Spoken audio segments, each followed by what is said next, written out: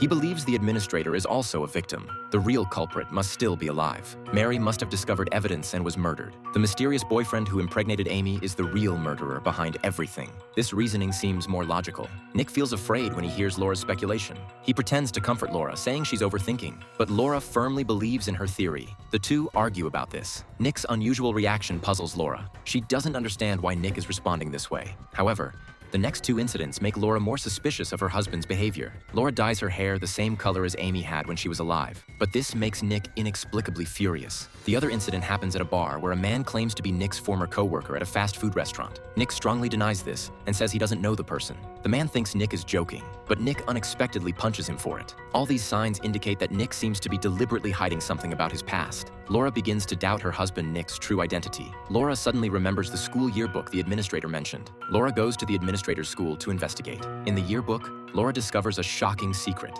Her husband Nick's photo appears in it, but the corresponding name is different from Nick's. This instantly terrifies Laura. Laura finds Nick's mother through the contact information in the yearbook. From Nick's mother, Laura finally learns Nick's true background. Nick, who grew up in a single-parent family, was antisocial, rebellious, and obsessive.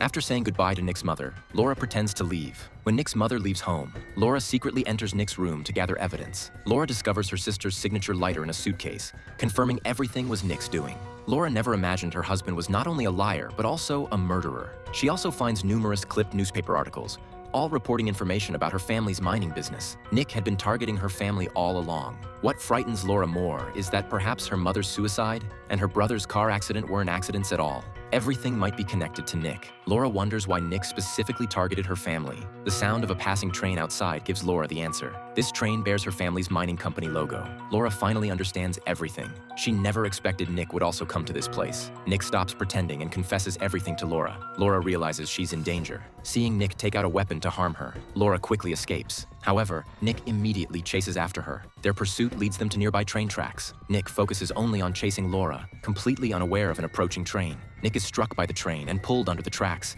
ending his evil life. Ironically, this train is her family's freight train.